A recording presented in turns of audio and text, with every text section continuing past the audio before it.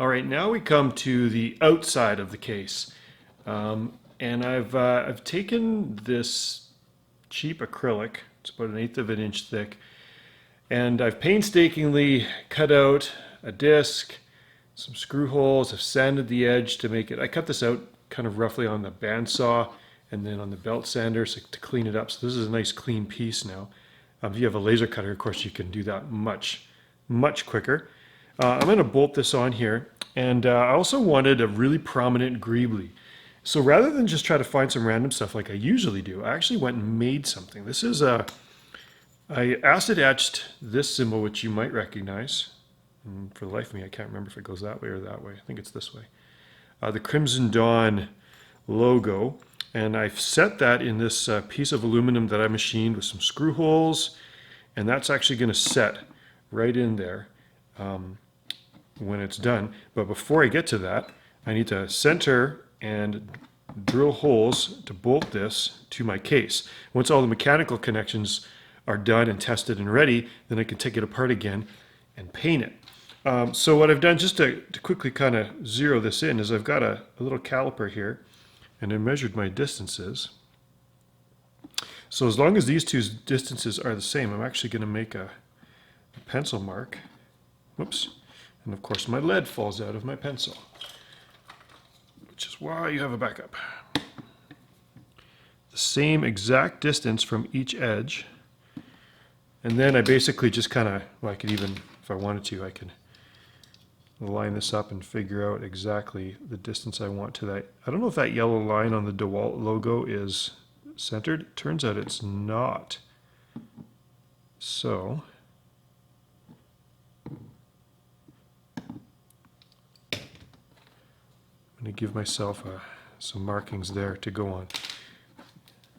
Then it's just a matter of lining this up and drilling some holes. Okay, now once I get my screws anchored in, you can see there's screw holes in the back of this. They're going to be what holds this piece on. But I'm going to need to figure out how to drill those holes. So I'll show you a neat little trick. I'm going to take some masking tape. There's always a way to measure precise holes, because if you just eyeball it, oftentimes you waste a lot of time trying to fix things that don't quite line up. Now here's the tricky part. I don't actually need this in here for this. I need to line this up. And if you've got one of these, it's really great. You can kind of line that up so it's square. So I'm lining up my screw holes so they go with that line that I can see on my mat. Okay, so now that's lined up and that's square. And it meshes with the back of this. So now I can just puncture holes in my tape. Ta-da! Those are my screw holes. Now I'm going to want to, before I do that, I'm going to want to do a little temporary marking with, where's my marker? With a Sharpie. I'll use a red one for this. Of which end lined up with which. So when I put it back, if my screw holes aren't exactly perfect, this will mean that it goes in and matches perfectly. And I guess that's the bottom now. Okay, so now I put my screws in to kind of line that up. But now I should be able to use these holes, and these are screw holes for my greebly. Ta-da! Now drill those out and I'm ready to go. Sometimes things work out, and I was just guesstimating on the length of screws I got. I've got a couple different types here, and I've got my nut there, and without a washer, which I may want to change, it actually lines up perfectly. I've got just enough meat on the screw so that I can, on the nut, so that I can line those up. All right, on the back side of this case, I've decided I want to go with a blaster score, like it's been shot. And in order to do that, I'm going to make a template for a spray paint that I'm going to use later. But I really thought about this is the really tricky part of the project, because as you probably know by now, Some of these complicated things you want to achieve, you really need to figure out what part of the process you need to do first before you paint, after you paint. So I've kind of thought through the steps and I'll go through them with you. So what I'm going to do first thing is I'm going to decide where I want my blaster mark. You don't want it dead center, you want it kind of off. For whatever reason I just have this area in mind. So I'm going to center my blaster mark probably right around there somewhere. So what I'm going to do is I'm going to make a template for a blaster score mark, and then I'm going to trace that on here before I start doing some damage. So I just kind of see where the lines are going to fall, where the spray paint at the end is going to spread. Okay, this part of the process is pretty free and easy to experiment with, so if you feel like you do it wrong, you can just a piece of paper, you can do it over again. Now when I make a blaster mark, I've done this a couple of times, I don't want it to be like a dead-on hit. I want it to be like a kind of a deflection. Not an extreme deflection in this case. I want it to be, more close to dead on. But what I'm going to do is I'm going to basically start in the center of my page and I'm going to draw roughly 3 circles. And you'll see why later. Draw my little target. Then next thing I'm going to do is I'm going to figure out what direction I want my deflection. I'm just going to move to one of the corners. So I'm going to go through my center right to one of the corners and just draw a line. So that's kind of the area of my deflection. Now here's where the magic happens. I'm going to start with this middle circle, and I'm basically going to go, I'm going to decide I want my deflection length to be right to about there. So I'm going to draw a line here, and from this side of the circle to the same place-ish. Doesn't have to be precise. That's kind of my first, they have these marks where shrapnel has kind of blown away from where the blaster impacts, and there's a carbon score in that direction. So that's my first kind of main carbon score. Now you go to your center circle, I might make that a little bit bigger, and I'm going to just go in a random direction, intersecting, not as far as my main deflection. My main deflection is going to be my longest, I'll call them arms. So that's going to be another arm, and then I'll do a similar thing on this side from the middle circle, but I'll do a short, kind of like a short arm from here, and if you want, you can even use the big circle and make like a big arm. You know what? I think I'm not going to do that. I think I'm going to stick with just my 2 inner circles for the arms, and then I'm going to basically just randomly, choose kind of like a distance and make an arm. I'm going to make another really small arm going off in this direction, but I'm going to make it pretty short. Make another big arm. I don't want to do it right necessarily across from another one, so I'll do it just kind of like that. I'm afraid that my arm lengths might be getting a little too close. I'm going to do 2 little ones on this side, one a little bit longer than the other. Okay, so that's basically my blaster impact. I don't know, do I want to do another thin one out here? No, I think that's good. I think I'm going to leave that. So essentially now I just cut this out, and that's going to be my template.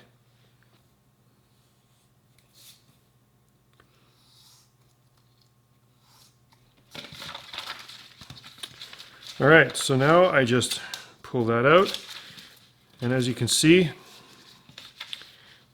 that's going to be my blaster score.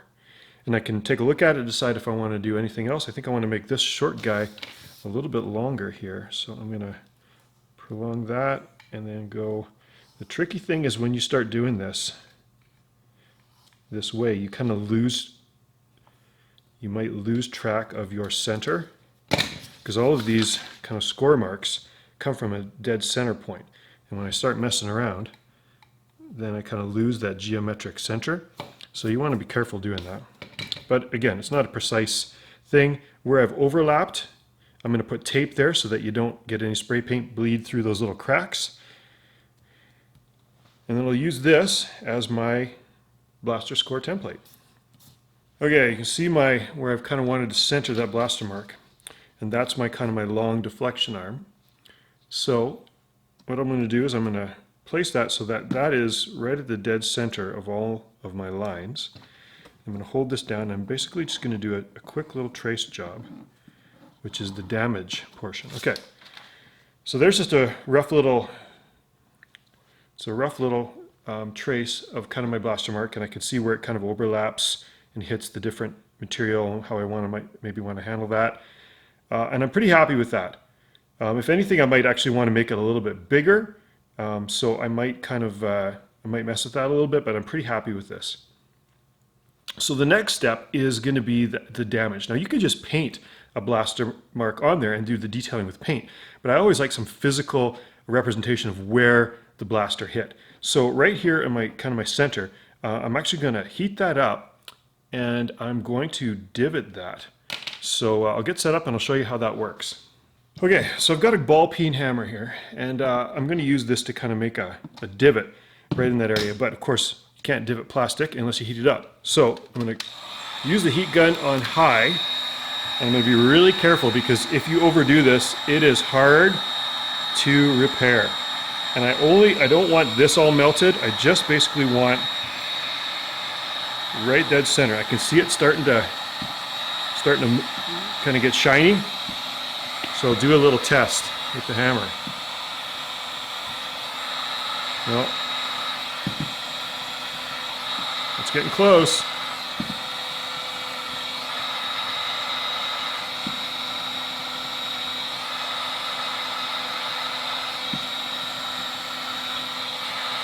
That's about it. Again, you don't want to overdo it. Now, as you can see, the heat's kind of deformed my edge a little bit, so I want to use my hand and I want to carefully, while it cools, kind of make that flat again. Okay, so far so good. Pretty happy with that. So the final part of this before I get to painting is I'm going to want to actually create some lines in the plastic that look like material is kind of blown away from this impact point. And to use that, I'm going to use a really rough sanding wheel on a Dremel. Now there's lots of different ways to do that. And obviously I'm really wanting to create straight lines, so I'm going to be really careful not to let it get away from me and not to do wiggly wavy lines, because you know, impact points and things blasting away and scratches and damage marks, it really needs to be dramatic and straight. In some case you can actually, you know, you can, and I may even do this, get yourself a little straight edge and then just use it as a guide. In fact, I'm going to totally do that because that seems like a smart thing to do.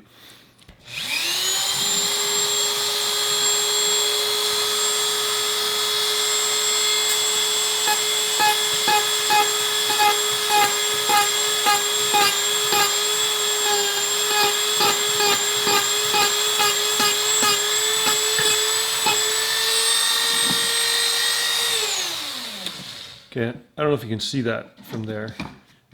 Oops, I change the angle. So I've got some damage in the plastic that kind of nicks this raised area there, and I'm going to do that at a couple more places. Not all of these arms are going to get this damage, so it'll seem really natural that only some of them do and some of them don't. So that's how that's done. I'm pretty happy with my damage. I'm going to move on to painting. Okay, I just discovered something really awesome. I was just about to set up for a video where I explain how buffing this, you know, and buffing the plastic with the Scotch-Brite is a great way to get the paint to adhere because it adheres better to a scratched surface. So I'll continue doing that, but I was going to mask these because I have a paint plan for these, and the primer coat that I'm about to put on, I don't want to get on these clasps, but I just was inspecting them and realized that if I finagle that just right, they're removable. So I can go ahead and paint. I don't have to mask these, and I can just deal with these later. I might even powder coat them.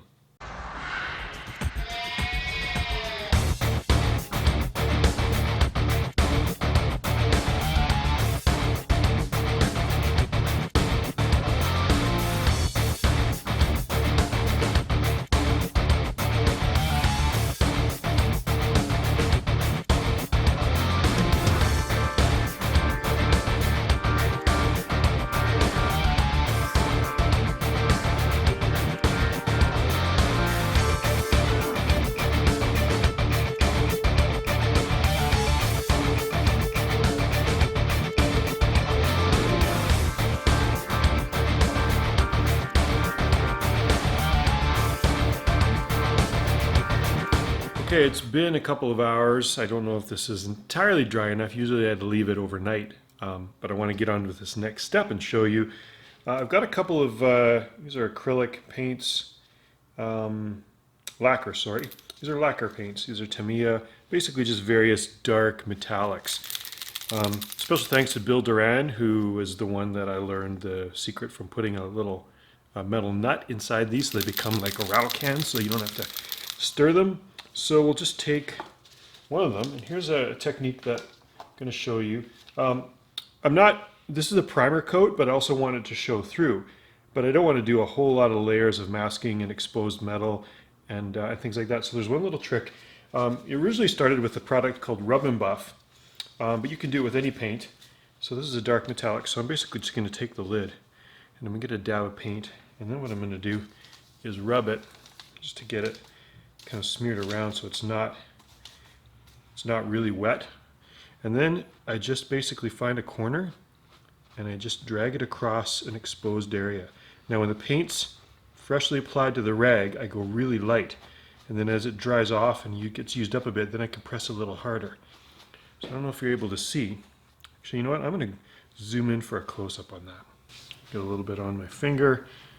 Now I've already done this part, but you can see wherever I rub, there's a metallic, as if paint's rubbed off and metal is exposed underneath. So I'm going to do the whole prop like this. Most of it will never ever get seen. But if I do the whole prop like this and have a little bit of metal exposed, and then I go around and I dab on some masking latex, is what I'm using now. That's going to, so then when I spray paint and peel off the latex, it's going to appear like there's paint chips and rubbed off areas, and what's going to appear under the paint chips is a combination of primer and exposed metal. I've learned from trying this out a couple of times that I want to use a dark metallic, not a shiny bright metallic on this, because it gets too much. The bright metallic gets lost too much in the sky blue. And so I'm ready to start laying on coats of paint. So what I want to do is I want a latex where the chips will be. So for that, I'm going to use this. I just got it on Amazon. It's just a latex masking. And so it kind of soaks into paper. So I'm just going to use this leftover from my vinyl. And I'm just going to put a couple drops there. I'm going to end up doing the whole thing. It takes about 30 minutes to dry. And I've got one of these brushes that you can get in the paint aisle. They're just a cheap glue brush, but they're really good because they're stiff bristles. So there's a number of different techniques that you can just, get a corner of your brush, and then basically you want to find a spot where, where there's a corner, an exposed area, and just start doing some dabs that are going to be paint chips. You can also, technique-wise, you can use a corner and you can kind of just do little kind of like extended scratch marks. Another technique that I like to do is, like, if you try to do a scratch mark freehand, often it's got a bit of a curve to it, and that is less believable. So use a straight edge. I'm going to get more of the brush. Just kind of dab. Can't really see what I'm doing. Dab off there, and then basically I'm going to kind of just do a scratch mark. You can even do a couple of times because it follows the straight edge. I don't know if you can see there, but I've got like a masked straight scratch, and then you can kind of also just kind of on the edge. So basically that's it.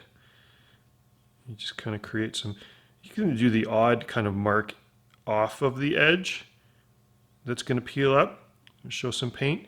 And this is essentially the bottom of the case. There's going to be more scratching and marking on the bottom of the case because it sits on things and gets more paint rubbed off. So I'm going to go around and do the whole thing. Give it about 30 minutes to dry, and then we're ready to paint. I don't know if you can see, but some of my masking, my latex is already worn away just in putting a black layer on. I'm putting a black layer on before the blue layer because I want it to be a really dark color, and I don't want to apply multiple layers of the blue. I want it to just be nice and dark, so I've experimented. A black primer layer, and then the blue is going to give me the result that I want.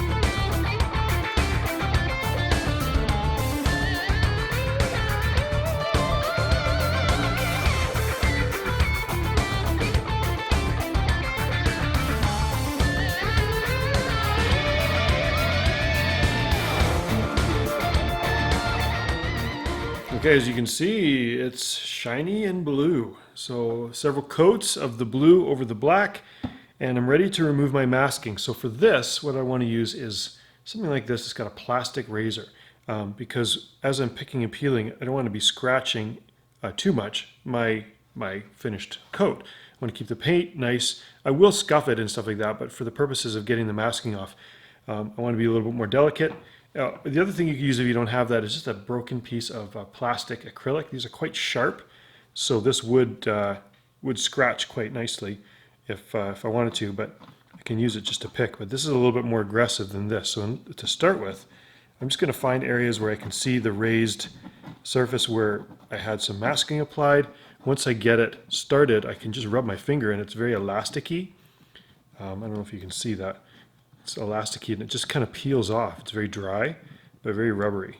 So that I'm just going to go around the whole thing and find wherever I've got little paint chips, or what I want to look like paint chips. And you can see in some of them there's a little bit of the metallic showing through. I will, of course, go around and doctor that. To save time too, I'm also just going to drag this along raised corners and edges, and you can see it's lifting up some of my masking as I go along and rub that. So I'm going to do the whole thing, and we'll take another look. Okay, really the next thing that I need to do is start working on the blaster mark. Everything's, from this point out, is going to be a lot of just finishing details, kind of in the home stretch. So I've got some acetone here, and I've got a Q-tip. And what I'm going to do is just basically, I'm going to remove the paint in the center of this blaster mark. Again, try not to, there we go, nice drop. So if I leave that for a second, that's going to kind of start to lift off that paint. And then what I want to do is I basically want to scoop out the paint and then create like almost like a little ridge, like at the edge of a crater. Oh, I guess I got to get stronger Q-tips. Kind of blown away by the blaster mark. I even want to kind of maybe follow these score lines a little bit.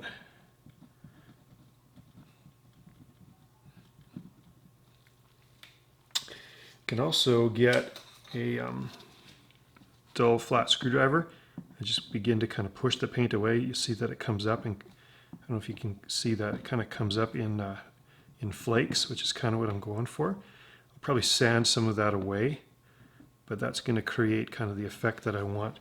That material was kind of blasted away from this impact mark. Okay, I've got my blaster mark pretty much ready to paint. And you'll remember this is my template. You can see where there's slices. I've covered it with paint. So basically, I want to line this template up. Now, there's an important step here.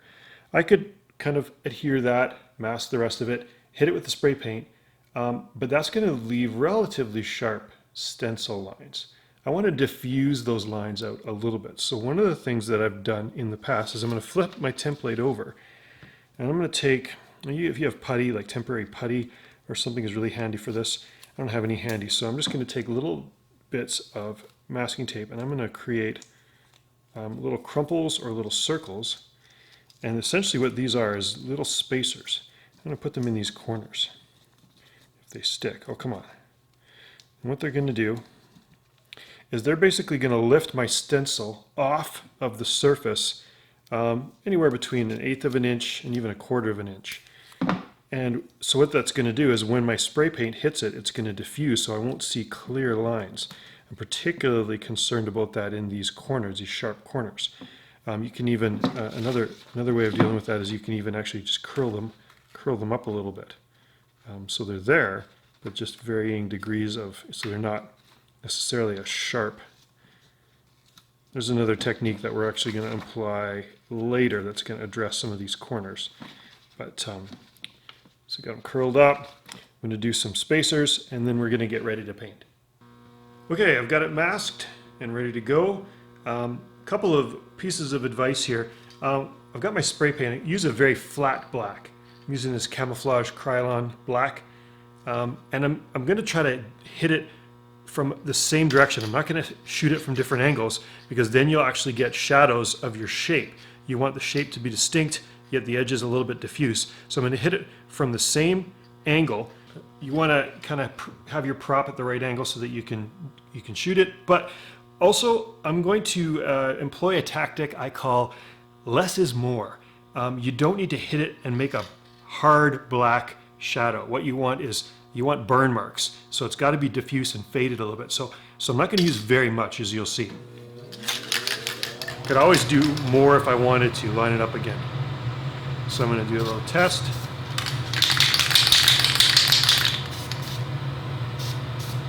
Tests are good just to see what kind of spray you're getting. I don't have a whole lot of spray in this can, so I have to hold it kind of more at an angle than I want to.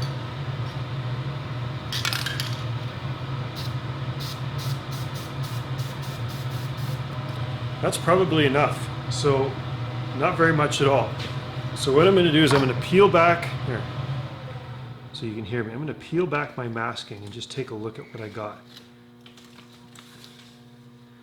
Now, I don't know if you'll be able to see very well because this is black on a dark surface, but that's actually giving me a nice little burn mark. So the one last thing I'm going to do is I'm just going to hit it just with a couple shots right in the center. So I'm going to get my aim dialed in, and then I hit it right in the center. So it's more black right in the middle, and it gives it kind of like a bit of a halo. That is the black element of this blaster mark. I really wish you could see it better. I don't know if I can get that. I think you can see the difference where it's matte and where it's glossy, and which is kind of what I'm going to get. Like I said, if it was a light colored prop, a gray or something, then this would stand out a little bit more. In this case, it's going to be a little bit more subtle, but we'll do some other things to make it pop. Okay, the paint's dried. I'm going to do this rub and buff technique. So for this, I'm going to use a couple of different paints. This one's a Model Master called Jet Exhaust, and I like it because it's kind of almost like a burnt looking metallic. So I'm going to do the same thing where I just take the cap, I'm going to rub in there, and then I'm going to smear this around on a piece of paper off camera, just so it's not too strong. And then I'm just going to put my finger right in the divot and basically follow the same pattern as the blast mark. And you'll see that I'm getting just a kind of a burnt metallic. And I'm going to be fairly liberal with this part because this is kind of like a base metallic. And then I'm going to do another layer over top. I'm always leery of mixing lacquers with other things, but because it's just rubbing, this is a slightly different metallic. Actually, you know what? I'm going to use this one. This metallic gray is also a Model Master. Really, the key with this is just experiment. So that's the color that I've got. Rub it on a piece of paper or cloth, just in the center. Yeah, that shines a little bit more. Makes the center line shine a little bit more. Here's just subtle little differences. There you go. That is pretty much done blaster mark. If you want, you could add some like golds and blues in there just to kind of give it a little bit of coloration around there. But that looks pretty strong. If you ever do too much metallic, you can do the same technique I just did with flat black and just kind of fill in where you've overdone it. As I mentioned before, in the process of rubbing off all the masking, the latex, you can see that there's some blue that's showing through, so it kind of diminishes the effect of having the metallic on there. So I want to restore some of that metallic. So I'm just going to dab some metallic paint similar to the ones I used earlier. I'll rub it off onto a piece of paper, and then I'm going to do this rub and buff technique where I'm just going to touch. Well, if you do a little too much, you can wipe that off. Just dab and touch right on the corners. And what you do is you just restore a little bit of that metallic to where the paint's rubbed off or chipped off. And you can try, what I'm going to do is a couple of different metallics over the prop so that it doesn't look like, when metal is chipped away, it's going to age. So some metals look like that chip happened a long time ago, and other metals look like the chip is fresh. I'll give you an example. I'm going to take this silver Sharpie. This is a great tool if you're a cosplayer. And I'm just going to do a couple little spots. And as you're going to see, that actually, I don't know if you can pick that up, as a brighter metallic than the other stuff that I just did. So that would indicate that that is a more recent nick or ding. So there might be a couple of corners where you decide to implement this metallic. Well, it's getting down to the finishing line here. Use a piece of paper and a red gel that I had lying around to get the color that I wanted on those ovals. Now I'm going to start figuring out how to, actually before I want to put those screws in, I'll show you a little trick. This is just probably a 200 grit sandpaper. I'm just going to rub the head of the screw around the sandpaper, and it gives it a much more weathered look than the other one. When I finally do some close-up pics, you'll see, where's my third screw? I gotta find a third screw now. There we go. Now if I was to try to do the sandpaper on the prop, I would scratch up my acrylic, which I may do a little bit of finishing, but I want to be more precise with that scratching up. So I want to get the nuts on there. Looks like my holes line up. You remember from the previous step of getting that, I'll rub that red mark off of there in a little while here. But we're ready to finish this up. I'll probably use some, where is it? Some thread locker on these nuts to make sure that they don't vibrate off over time. I wanted to show you one other little thing that I'm doing. I've cut these little pieces out of just this wire loom, it's called split loom. You can get it almost anywhere, you get different sizes. And I don't know if I'm going to dust it with some paint, but I'm actually going to just jam those in there just to give it a little more, just rather than a gaping hole, that's going to finish it off a little more professionally. You remember these. I did decide to powder coat them because I have an anodized blue look powder coating that I thought looked really good with that blue. Now, if you don't have powder coating, you can get a similar effect with these metal cast spray paints. They're a transparent color, like you can get reds, blues, purples. They're designed to go over chrome or shiny metal. And then what I would do is I would, after it dries, hit it with a matte clear coat, and you would get a very similar effect to these, although not as durable as powder coating. Those are going to snap back on when they're ready. But I'm actually at the stage now where I'm going to start to do some weathering with washes, and I'm going to do that on these before I stick them on the prop. But we're getting right down to it. Okay, one of the things for weathering this prop is instead of doing like a black wash, I'm actually going to do a dark brown wash, or a friend would call it a sepia wash.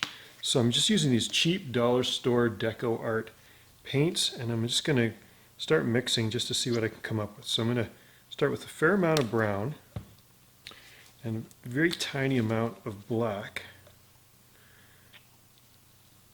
Probably, I don't know, 5 to 1.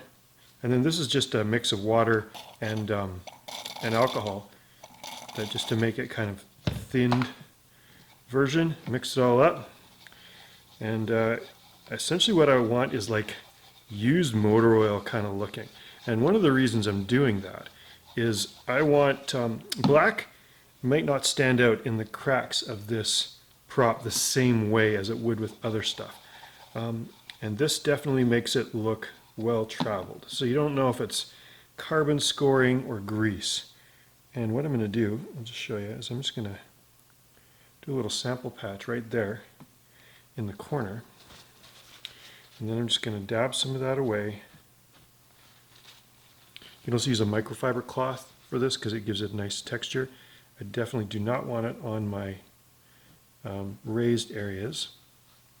If you do get some on your raised areas, here's some of the brown there, it'll darken, not very much, it'll darken that. So if you find that your primer, like mine, stands out quite a bit, I'm actually going to go around and dab it where there's bright blue and kind of just knock back the bright blue a little bit. If you were to get some paint or some of the thin paint on there, that's not too bad. It is going to change the texture though, so you want to be aware of that. This is a shiny blue, and this is going to be a matte texture. So you're going to want to keep an eye on that and use some water and kind of make sure you kind of get it off of your shiny parts. You'll see what I mean. You can already see it starting to dry and starting to kind of change the texture and the look a little bit. It dries pretty quick with the alcohol. So you want to go around so that it gets anywhere. I'm not going to wash the whole prop. I'm just going to methodically do bit by bit. I'll do the top surface here, and I'll take a look. Usually with something like this, I would actually start with a less noticeable surface, just in case I don't like the result and I want to do it differently or make changes, but I'm pretty confident in this. I've done this kind of thing before. So, oh, I can see it creeping in under my, I don't know if you can see that. So I use a little too much there and it's creeping in under my red, so I'm going to have to redo this red backing at some point. Didn't anticipate that. As I was talking about how I've done this before and I'm a super pro, I made a mistake, which goes to show you that I'm not a super pro and that everybody makes mistakes. And that's not a Bob Ross mistake where I can just go, oh, it's a happy little accident. It's like, why is there brown in there? So no, I'm gonna take this off and redo that. That's an easy thing to fix, easy thing to do. All right, we're winding down here, and a couple of last details. You can see my weathering paint's dry. It's nice and subtle. There's some kind of blemishes here. I want to put a couple of scuff marks on my nice shiny acrylic. Now, one of the things that I do, I'm going to use some different grit sandpaper for this, but I'm not going to just do it by hand, because I find that when you do it by hand, you inevitably there's a curve to the stroke, and seemingly the more direct lines, straight lines, look more believable, at least to me. So what I'm going to do is, I've done this a couple times before, I'm going to use just a piece of MDF here as a straight edge, and I'm going to do like a nice scrape mark. If at all possible, you can line it up with any of the scrape marks that you find on here. Like, actually, there's a little bit of one right there. So I'm going to line that up. You probably can't see. See if I can orient it this way. I'm going to try to line that up with these scrape marks, and then I'm just going to do just a quick stroke, maybe two, with this is a pretty heavy grit sandpaper. Okay, so now you can see there's a scratch there. This is a 100 grit sandpaper. I'm going to do another one, then I'm going to line up with that stroke there. Just little things that, you know, seem to make a difference. Not perfectly straight. Maybe do another one here, and another one here that are similar in direction. I think that's pretty good, actually. Probably just going to leave it there. And there's some scratch marks just to make my acrylic a little bit more believable. So I hope you found this interesting and helpful, especially if you want to build something like this on your own. A special thanks to all the people who participated, built their own project, and posted videos online. I'm going to link to some of those entries down below so you can see some of the other Sabacc cases that have been created by the community. If you like this kind of stuff, please consider subscribing to my channel. Thanks again for watching.